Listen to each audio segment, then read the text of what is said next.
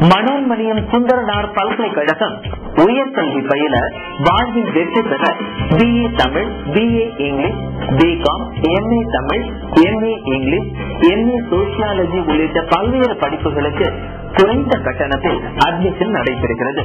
தொடர்புக்கு மனோன்மணியம் சுந்தரனார் பல்கலைக்கழகம், Sevai institute of continuing education, Kalaivannam theatre campus, cantonment, Trichy 1.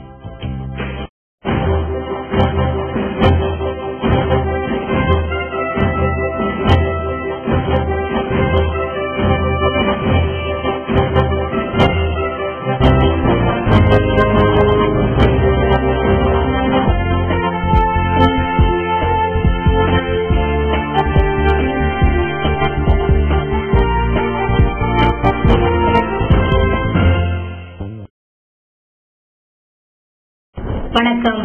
இது தமிழ் வெற்றியில் நமக்காக செய்தி தொகுப்பு. இனி இன்றைய செய்திகள். மகாத்மா காந்தியின் 63வது நினைவு தினத்தை முன்னிட்டு ஜாலியன் வாலாபாக் நினைவுத்தூண் பகுதியில் 100க்கும் மேற்பட்ட பொதுமக்கள் அஞ்சலி செலுத்தினர். முன்னதாக திருச்சி அல்லூர் சேவை மையத்தில் நினைவஞ்சலி செலுத்தப்பட்டது. மகாத்மா காந்தியின் நினைவு தினம் ஞாயிற்றுக்கிழமை அனுசரிக்கப்பட்டது. திருச்சியை அடுத்த அல்லூர் பகுதியில் உள்ள சேவை மையத்தில் காந்தியின் படத்திற்கு சேவை அமைப்பின் தலைவர் டாக்டர் கே கோவிந்தராஜன் மற்றும் அமைப்பின் பணியாளர்கள், மாணவ மாணவிகள், சேவை சமுதாய கல்லூரி மாணவிகள், மாற்றுத்திறனாளிகள், பொதுமக்கள் கலந்து கொண்டு அஞ்சலி செலுத்தினர். இதேபோன்று பஞ்சாப் மாநிலம் அஸ்மிகார் மாவட்டத்தில் உள்ள ஜாலியன் வாலாபாக் பகுதியில் அமைந்துள்ள நினைவு சின்னத்தில் முக்கிய அதிகாரிகள், அரசியல் பிரமுகர்கள், பொதுமக்கள் திரளாக கலந்து கொண்டு மகாத்மாவின் புகைப்படத்திற்கு மரியாதை செய்தனர். திருச்சியை அடுத்த பெட்டவாய்த்தலையில் இயற்கை விவசாய முறையில் விவசாயம் செய்த மகளிர் சுய உதவி குழுவினர் அதிக மகசூல் பெற்றுள்ளனர். பெட்டவாய்த்தலை மருதம் இயற்கை விவசாய ஆய்வு மற்றும் பயிற்சி மையத்தின் ஆலோசனையின் பேரில் இந்த ஆண்டு பயிரிடப்பட்ட நெல் அதிக விளைச்சலை கொடுத்திருப்பதற்காக சேவை மகளிர் குழு விவசாயி மல்லிகா தெரிவித்தார். இந்த ஆண்டு இந்த பகுதியில் சுய உதவி குழுக்களை சேர்ந்த 77 பேர் 165 ஏக்கர் நிலத்தில் இயற்கை விவசாய உத்தியை பயன்படுத்தி நெல் பயிரிட்டனர்.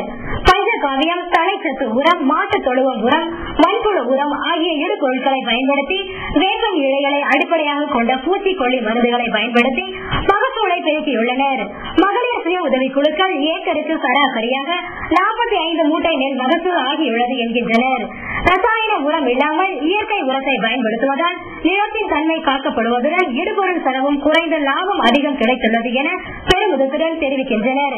இயற்கை விவசாய மருதம் சுய உதவி குழுக்கள் இயற்கை விவசாய நெல் அறுவடையை பார்வையிட்ட பிரான்ஸ் நாட்டு விவசாய கல்லூரி மாணவி சோபியா தனது மகிழ்ச்சியை தெரிவித்தார். நாங்க சேவையில இயற்கை விவசாயம் பண்ணிட்டு இருக்கோம். சேவை மூலியமா குழுவுல இருக்கிறோம்.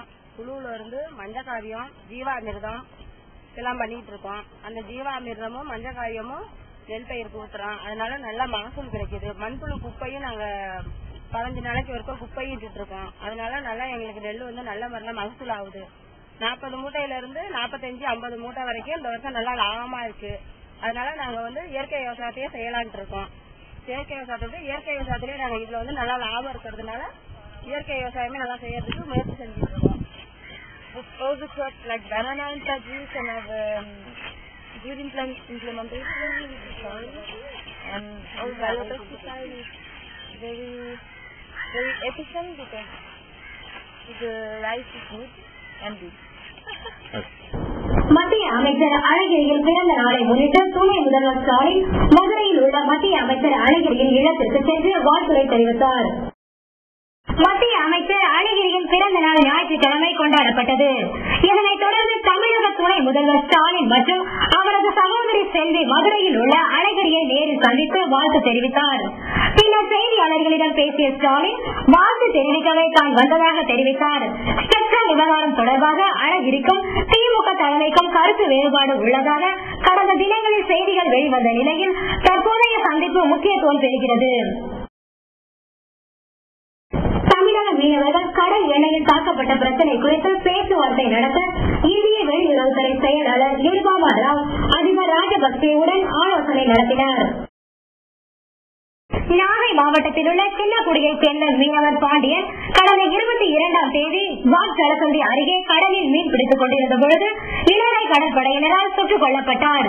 இதேபோல் வேதாரண்யத்தைச் சேர்ந்த மீனவர் ஜெயக்குமாரை கயிற்றில் கட்டி கடலில் தள்ளி கொண்டதாக குற்றச்சாட்டு எழுந்துள்ளது. இந்த சம்பவம் தொடர்பாக தமிழக முதல்வர் கருணாநிதி பிரதமர் மன்மோகன் சிங்கிற்கு கடிதம் எழுதியதை அடுத்து இலங்கைக்கு சென்று இந்த பிரச்சனை குறித்து தேர்வு காணுமாறு பிரதமர் மன்மோகன் சிங் இந்திய வெளியுறவுத்துறை செயலாளர் நிருபமா ராவிடம் கூறினார். இதனால் நிருபமா ராவ் இலங்கை புறப்பட சென்னை வழியாக இலங்கை புறப்பட்டு சென்ற நிருபமா ராவ் அங்கு அதிபர் ராஜபக்சேவுடன் ஆலோசனை நடத்தினார். இதனைத் தொடர்ந்து கூட்டறிக்கை வெளியிடப்பட்டது. இதில் தாக்குதல் சம்பவம் இனி இருக்காது என்றும் கடந்த காலத்தில் நடைபெற்ற தாக்குதல் சம்பவங்கள் தொடர்பாக இரு நாட்டு மீனவ அமைப்பினரிடம் விசாரணை நடத்தப்படும் என்றும் தெரிவிக்கப்பட்டது. தமிழக சட்டப்பேரவை தேர்தலில் திமுக அணியில் பாமகவும் இடம்பெறும் என்று திமுக தலைவரும் மாநில முதல்வருமான கருணாநிதி கூறினார். உள்நாட்டு பாதுகாப்பு குறித்த முதல்வர்கள் மாநாட்டில் பங்கேற்பதற்காக தில்லி வந்த முதல்வர் கருணாநிதி செய்தியாளர்களின் கேள்விகளுக்கு பதில் அளித்த போது இத்தகவலை கூறினார். தமிழக தேர்தல் காங்கிரஸ் கட்சிக்கான தொகுதி பங்கீடு பற்றி தில்லியில் அக்கட்சி தலைவர்களுடன் பேசுவார்களா என கேள்விக்கு பதில் அளித்த அவர் எத்தனை தொகுதிகளில் கட்சிகள் போட்டியிடுவது, எந்தெந்த தொகுதிகளை யார் யார் எடுத்துக் கொள்வது என்று பற்றி பேசப்படும் என்று கூறினார். இக்கூட்டணியில் எந்த கட்சிகள் எல்லாம் இருக்கின்றன என நிருபர்கள் கேட்டனர். திமுக காங்கிரஸ் தவிர பாமகவும் விடுதலை சிறுத்தைகளும் இந்திய யூனியன் முஸ்லீம் லீகும் இந்த அணியில் இருப்பதாக அவர் பதில் அளித்தார். தொகுதி பங்கீடு பேச்சுகள் இப்போதைய தில்லி பயணம் முடிவதற்குள் 2 நாட்களில் முடிந்துவிடும் என கூற முடியாது என்றும் அவர் குறிப்பிட்டார். இலங்கை கடற்படையினரால் மீனவர்கள் தாக்கப்பட்டு வரும் சம்பவத்திற்கு எதிர்ப்பு தெரிவித்து ராமேஸ்வரம் மற்றும் காரைக்காலில் மீனவர்கள் போராட்டம் நடத்தினர். நாகை மாவட்டத்தில் உள்ள செல்லக்குடியைச் சேர்ந்த மீனவர் பாண்டியன் கடந்த 22ஆம் தேதி பாக்சலசந்தி அருகே கடலில் மீன் பிடித்துக் கொண்டிருந்த பொழுது இலங்கை கடற்படையினரால் சுட்டுக் கொல்லப்பட்டார். இதேபோல் வேதாரண்யத்தைச் சேர்ந்த மீனவர் ஜெயக்குமாரை கயிற்றில் கட்டி கடலில் தள்ளி கொண்டதாக குற்றச்சாட்டு எழுந்துள்ளது. இந்த சம்பவம் தொடர்பாக தமிழக முதல்வர் கருணாநிதி பிரதமர் மன்மோகன் சிங்கிற்கு கடிதம் எழுதியதை அடுத்து இலங்கைக்கு சென்று இந்த பிரச்சனை குறித்து தீர்வு காணுமாறு பிரதமர் மன்மோகன் சிங்கிற்கு கடிதம் எழுதியுள்ளார். இந்நிலையில் இலங்கை ராணுவத்தின் தொடர் தாக்குதலை கண்டித்தும் இந்திய அரசு உடனடி நடவடிக்கை எடுக்க கோரியும் ராமேஸ்வரத்தில் மீனவர்கள் போராட்டம் நடத்தினர்.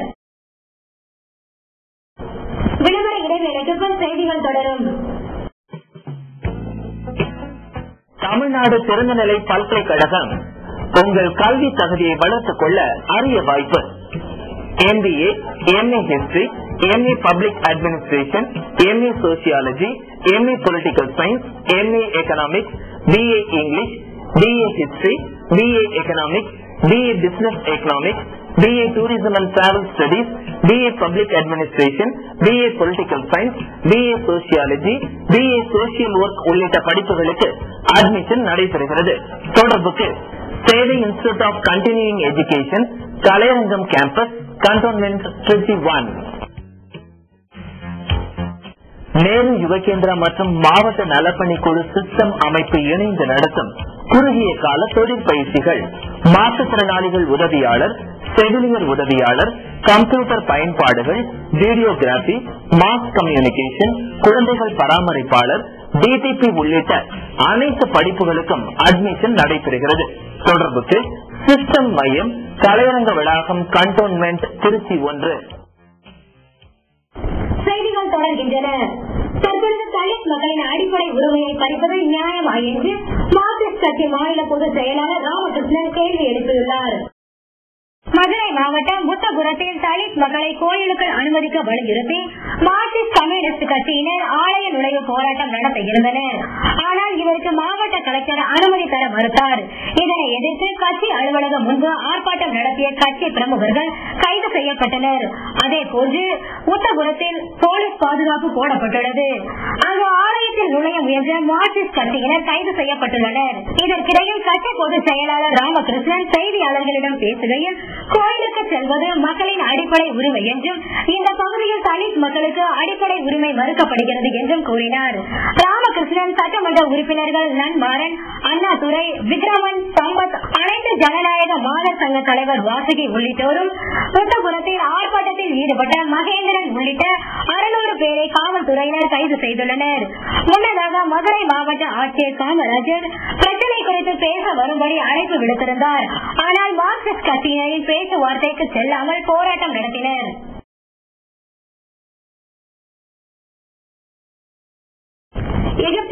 அரசுக்கு எதிரான கலவரம் உச்சகட்டத்தை எட்டியதை தொடர்ந்து நாடு முழுவதிலும் இருந்து ஆயிரக்கணக்கான கைதிகள் சிறைகளை உடைத்து தப்பி ஓடியுள்ளனர். கடைகளும் வணிக நிறுவனங்களும் தொடர்ந்து சூறையாடப்பட்டு வருகின்றன. கலவரத்தில் போலீஸ் அதிகாரிகள் உட்பட 150 பேர் கொல்லப்பட்டுள்ளனர். 4000 பேர் காயமடைந்துள்ளனர். எகிப்து நாட்டில் அதிபர் ஹோஸ்னி முபாரக்கின் ஆட்சிக்கு எதிராக மக்கள் போராட்டம் நடத்தி வருகின்றனர். கடந்த செவ்வாய்க்கிழமை முதல் மக்கள் வீதிகளில் இறங்கி போராடி வருகின்றனர். போராட்டம் கலவரமாக வெடித்துள்ளது. இந்த கலவரத்தை பயன்படுத்தி சமூக விரோதிகள் கடைகள் மற்றும் வர்த்தக நிறுவனங்களில் கொள்ளையடித்து வருகின்றனர். குடியிருப்புகளும் கொள்ளையடிக்கப்பட்டு வருகின்றன.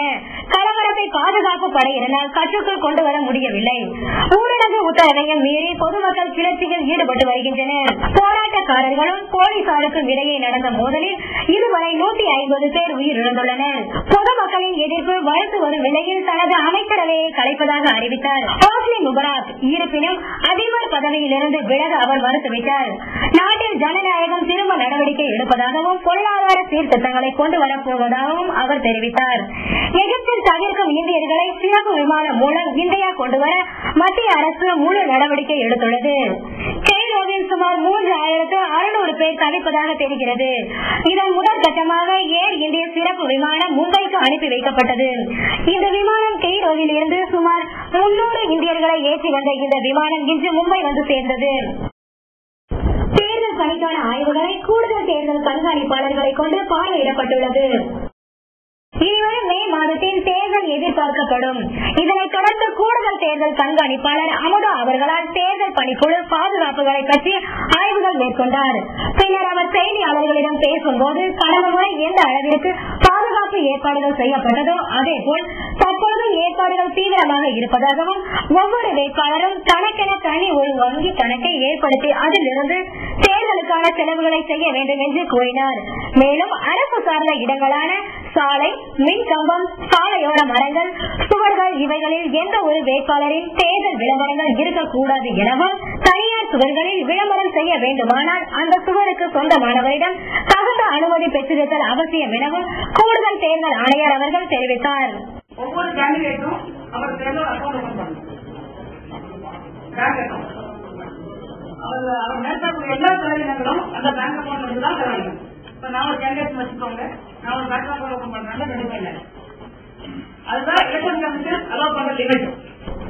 திருநெல்வேலி மாநகராட்சியில் குடிநீர் விநியோகத்தை செயற்கைக்கோள் மூலம் முறைப்படுத்தவும் அவற்றை கண்காணிக்கவும் சுமார் 2 கோடி ரூபாய் செலவில் திட்டம் துவக்கப்பட்டுள்ளது.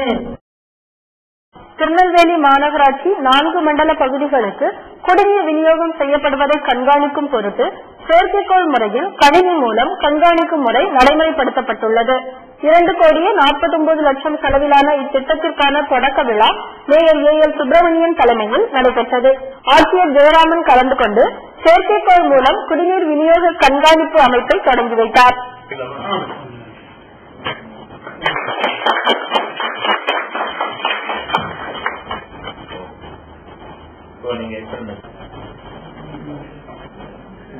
ஆணையர் சுப்பையன், துணை மேயர் முத்துராமலிங்கம், செயற்பொறியாளர் நாராயணன் நாயர், உதவி ஆணையர் சாந்தி, இளநிலை பொறியாளர் இசக்கி ரமேஷ், மாமன்ற உறுப்பினர்கள் கோபி, அப்துல் வஹாப், பிரான்டின் உட்பட பலரும் இவ்விழாவில் பங்கேற்றனர். கொண்டாநகரம் தலைமை நீரூற்று நிலையம், சுத்தமல்லி மணப்படை வீடு, குறுக்குத்துறை உள்ளிட்ட இடங்கள் கண்காணிக்கப்படும் என்று ஆட்சியர் ஜெயராமன் தெரிவித்தார். இன்றைய பங்குச்சந்தை நிலவரம். இந்திய பங்குச்சந்தை இன்று சரிவை சந்தித்தது. மும்பை பங்குச்சந்தையான சென்செக்ஸ் 68.21 புள்ளிகள் குறைந்து 18,327.76 புள்ளிகளில் நிறைவடைந்தது. தேசிய பங்குச்சந்தையான நிப்டி 6.25 புள்ளிகள் குறைந்து 5,505.9 புள்ளிகளாக முடிவடைந்தது. இன்றைய ஆவண தங்கம் மற்றும் வெள்ளியின் விலை நிலவரத்தை இப்பொழுது பார்க்கலாம். 22 கேரட் தங்கம் கிராம் ஒன்றின் விலை 1,868 ரூபாய். ஒரு பவுன் தங்கம் 16,944 ரூபாய்க்கு விற்கப்படுகிறது. ஒரு கிராம் வெள்ளியின் விலை 46 ரூபாய் 30 காசுகள்.